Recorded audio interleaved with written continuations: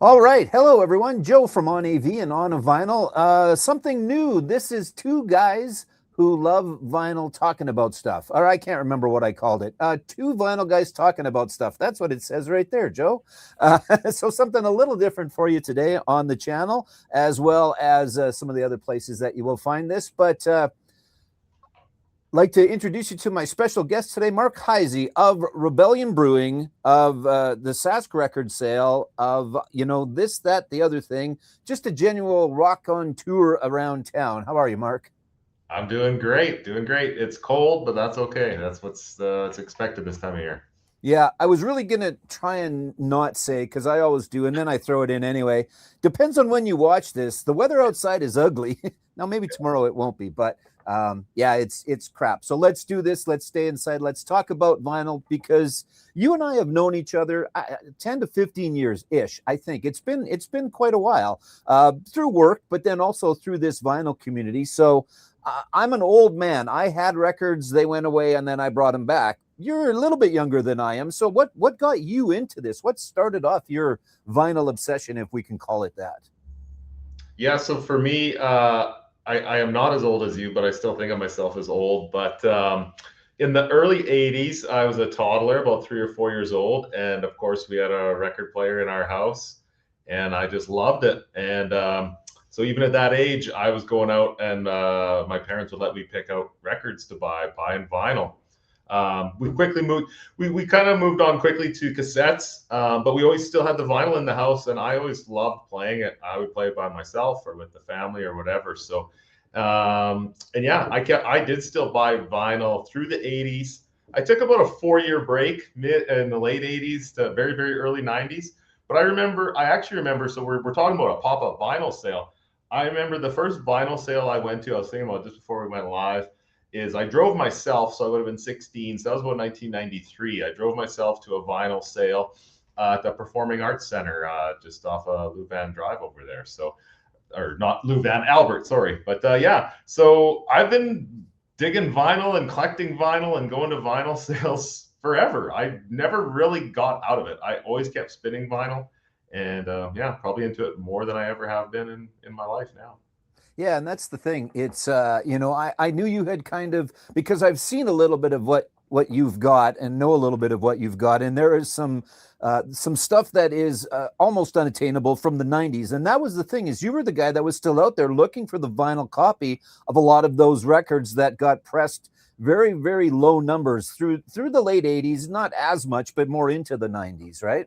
Yeah, like we're both Kiss fans, and so like, and Kiss was not popular in the early 90s. No. But I remember walking into HMV and you know, uh, finding those albums. They would have, and I wasn't even sure at first. It kind of, because you weren't even used to seeing vinyl in the stores back then, and you're like, oh, is that a promo poster or some sort of insert or display item? It's like, no, that's vinyl. I was like, yeah, I'll take that. Yeah, So exactly. it was really hard to get your hands on that kind of stuff. And so yeah, but I was still into it. I had a turntable at home. Yeah, I always was into it. And yeah, I was thinking about I helped put on the first vinyl sale I was involved in coordinating was the very first CJTR vinyl sale, and that was in 1999. And that was a huge sale at the Exchange, thousands and thousands of records. And again, I think every record was $1 a piece, and I mean, and there was signed stuff and like rare punk rock and like everything, and it was $1. It was the it was the time, I think, we being the collectors and the aficionados, or whatever the right word is, wish we could go back to knowing what we know now, going back to then, because that's the thing. And there's some collections that are out there like that, where the person just seemed to know in advance. They biffed it from Back to the Future, where they just continued to collect all the way along. And you talked about the pricing at the time. There's probably some albums there that were $1 now that are maybe triple digits, and it's the same album. But that's how these sales have really changed over the years, and in fact, vinyl in general, right? Yeah, and I don't think. I mean, it depends if you're a buyer or seller. I mean, you can say whether it's a good thing or bad thing. The reality is that it's popular, and there's less and less of this stuff around in good condition, and so I mean, the price goes up. So I used to have a rule of thumb that I wouldn't spend more than $20 on a record. Well, that's pretty tough to do these days. If it's something that you really want, and I've got a pretty good collection, so I mean, I've usually got to spend a good amount of money to get something that I'm really, really a hole I'm trying to fill in my collection. So, we're going to talk about the show. I've got the poster up there. We'll talk a bit more about that. But how have they changed over the years? You talked about the CJTR one, but that was one vendor. People used to be able to drop their records off. It was a fundraiser for CJTR, if I remember correctly. And I don't think it goes anymore, does it? But with all of that said, how have things changed? Because it's not so much that anymore as much as it is a number of guys getting together and girls, women, to come and sell their stuff to make more money to buy more records. Usually is the case. Yeah, usually the folks involved are enthusiasts themselves. Joe, you really got that model going again, because it kind of disappeared for a while, but you revitalized that. And it really is just a bunch of us, and, of course you're trying to make some money off of it, but it really is a hobby and a passion. And I think you did a really great job. And I think a few of us others have tried to continue on that tradition of just being really fair and honest. And, obviously, like you say, there's money to be made. That's not, but, I don't know. I've experienced I've shopped at some other stores around North America, I've gone to other pop-up shows too across North America. Some of those guys are just, they just rub you the wrong way. I don't know how else to say it, but, either trying to like scam you on something or, not willing to, you might be willing to make a very considerable size purchase, and there's just absolutely no price break whatsoever. Again, I'm not looking for a massive deal, but sure. When people come to if they come up to me, if you're going to buy, say, 3 records, I'm just going to tell you, like, I'm going to give you this discount. Like, I don't even care. They don't even have to ask. I'm just going to give it to them automatically. And that's the thing, because you're right. I really have tried to always do that because, I would, and it's not necessarily a motto, but I would much rather have it in the hands and the ears of a person that's going to listen to it, enjoy it, than maybe try and get 5, 10, whatever dollars more for it. Just put it at a fair price. I know what I paid for it as well, right? So if I'm turning it around, if it's something that I'm not interested in myself or I've already got a copy, I would much rather have it out there. But it's unfortunate because there's some that, try and make, and profit is profit, and profit's not a bad thing, right? I mean, we all buy and sell things.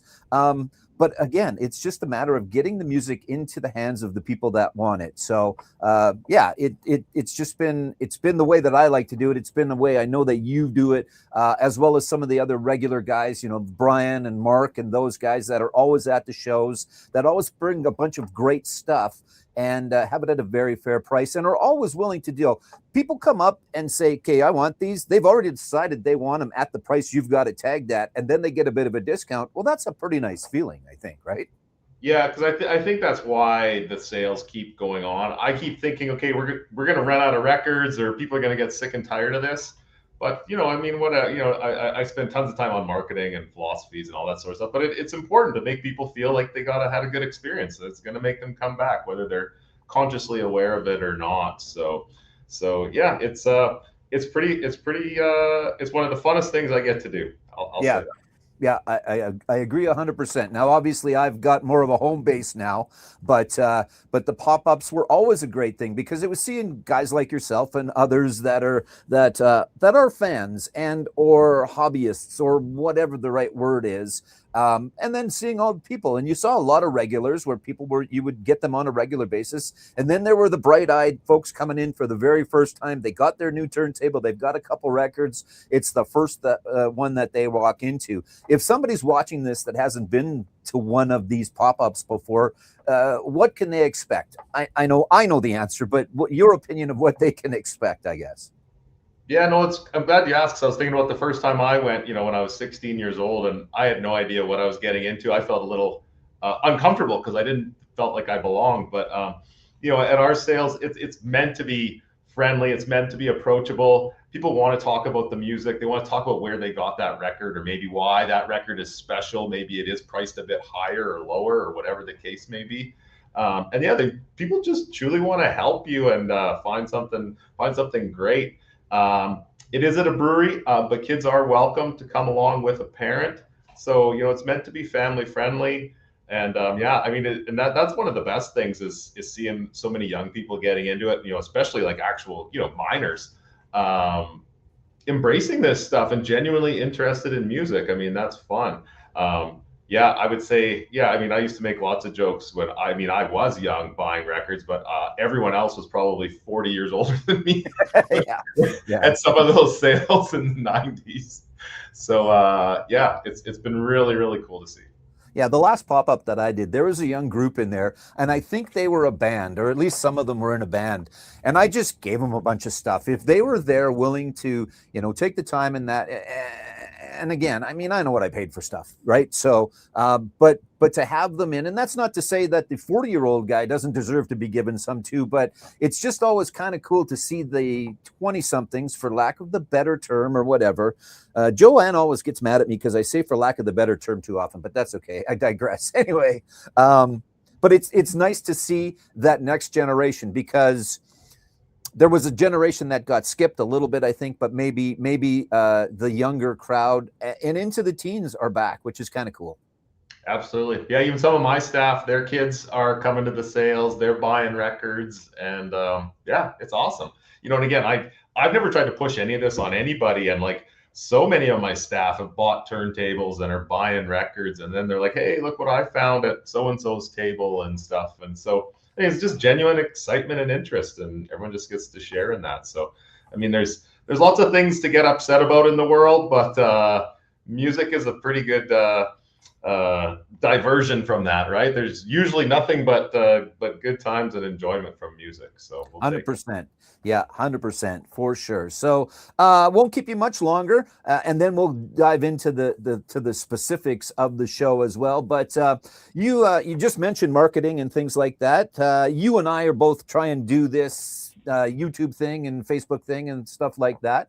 You've also done some collaborations, and we've kind of partnered to a certain extent anyway with like Took, as an example. There was the Took Never Enough beer that you guys did at Rebellion. We didn't necessarily make the hot sauce, but we brought that in and we did that. So any more of those types of collaborations have you got coming up? Like a Steady's beer or anything like that? Or I know you're a fan of Took, so yeah. I think that was part of the reason why, but yeah, I'd love to do something with the Steadies. We did actually. They are on their name is on one of the beer cans, because we did a beer for the is it the Homebound Festival in Moose Jaw last summer, okay. And the Steadies performed. So yeah, and so did Fred Penner. We thought that was the coolest thing ever. And Fred actually specifically asked for some of the beer, and he only wanted one can. And then about an hour later, they came and said, Fred really liked that. Could he have one more beer? Yeah, yes. One more beer. Yes, Fred, you can have one more. Yeah, Earl's may be coming in the next couple of days, because he's playing Frost this weekend, and he's bringing me, because they've got they put a vinyl out, which is kind of cool. We've only got 2 Black Tea left. I don't know if you've got your Black Tea album or not yet, but I know you enjoyed them. Yeah, they were fantastic. I didn't have any cash with me, but I need when I saw the show. But I know I have been thinking I need to grab the vinyl, so I should pop in and grab a copy. Yeah, those guys are just great. They deserve all of that. But no, we did do the Took beer. We're very, very likely to do a bunch more stuff with Took this summer. They're going to have their summer festival circuit going. I can tell you even another classic rock band has reached out to me. A legendary Canadian punk rock band has reached out to me that I would love to do something with. Yeah, it's pretty neat, some of the things that come your way. Again, you get to mix some of your passions and your hobbies and your business. So I'm a pretty lucky guy. I'll just say that. No, that's awesome. That's great. So yeah, any chance of a second? I don't remember if it was called Rebel Fest. What was it called when you had the Super Suckers and company in? Is that something that is possibly in the future, now that you've got the nice brand new Dewdney Avenue to do stuff with, kind of? Yeah. So that was a lot. Yeah, it was called Rebel Heart Music Fest. It was an outdoor music festival we did in our parking lot. I actually went back and looked at the lineup that we had. I did that maybe a few weeks ago, and I was really impressed. And like, I knew most of those folks anyways. I'm even better friends with almost all of them now. And like, I looked at that, I was like, that was a really quality lineup that we put together. I would love to do something again. I know some folks have been talking about doing some sort of festival or event on Dewdney Avenue this spring. I don't know if that's going to happen. Had a meeting with some other folks yesterday about another potential festival. I would love to actually do something and do it at the brewery. And I think I know how to do it better now and not lose so much money. The problem, Yeah. my problem is time. I just don't have all the time to do all the cool things I want to. But yeah, I think about it a lot, and it feels good when other folks keep asking me. They're like, the folks who were there, they're like, that was a really great time. I had a lot of fun. You should do it again. So I think we will at some point. I don't know when. Perfect. That's great. The new Super Suckers is pretty good. I don't know if you picked that up or not yet, but I like it. New-ish anyway, like 6 months ago. I enjoyed it. So yeah, I mean those guys, I mean Eddie Spaghetti is just, I mean the guy's he's a genuine songwriter, and so I mean those guys they're talented and they can just keep doing it. And they might not, have mainstream success anymore, but they're still a quality band out doing their thing. 100%. Exactly. Okay. So let's talk about the show that's coming up. Again, it'll depend on when you see this, but it is specifically next. Well, let's just get the date right, Joe. February 28th, as I kind of squint on my little screen there because I'm getting old. I'm starting to lose my mind a little bit. But so February 28th, it's at the brewery. And what can folks expect, and maybe some of the details, times, and things like that? They can see it, but let's talk about it. Yeah. So we run the sale for 4 hours. You can come early, you can come late. People kind of have their preference as to what they like. Usually there's a bit of a lineup at the door right at 10 a.m. So again, just account for that, depending on what the weather's like that day. But we try not, we certainly don't like to make people wait. The doors will be open at 10 as always. You can always count on that. And then it runs till 2. So if you're looking to just chill out and come by a little later, maybe see what's still left, there's still lots of time to browse through that. Again, I never imagined that anyone would want to eat or drink at a record sale, but I just happened to have it in a brewery, and people start asking, "Hey, can I order something to eat?" Yeah, sure. So there's food and drinks available, throughout the whole time. So lots of people seem to enjoy doing that, or they kind of meet up with long lost friends, or some folks even just plan to always that's their meeting time is whenever there's record sale at Rebellion, they're gonna come and hang out and just enjoy the whole thing and have something to eat or drink at the same time. So it's just always a really good vibe. We try to play different music. If there's stuff you want to hear, let me know. I'm usually behind the bar. We do have a turntable there. We can play records if you want to check something out, or whatever people are in the mood for. But it's always just really, really up-tempo vibes, And again, I kind of felt guilty. I did feel guilty the first few times we booked them there because I felt like it would be a pain for my staff. And again, my staff, they're like, "Can I work? I want that shift. I want to be working that day." Because it really is. It really. I don't know. I mean, I'm not. I know we're talking to people that enjoy this stuff already, but yeah, record sales are just fun. They're just a good day. Good day. Exactly. And you've got some returning guys. You got Brian and Mark, and who else is going to be there? Well, I know Paul's going to be there, I think, as well. But you've also got a few new vendors, and then I will let you go. But let's talk about the fact that it is a nice variety of some guys that have been, and then some new ones as well, right? Yeah, we always try to have a little bit of turnover, and most of even the regular guys, most of them, they're constantly turning their collection over. Even myself, I don't have a huge selection. I usually have 3 to 4 boxes, but I mean, I pulled out probably another 7 or 8 records last night that I'm gonna price and throw in the sale, and there'll probably be another 7 or 8 more booked by the time the sale comes around.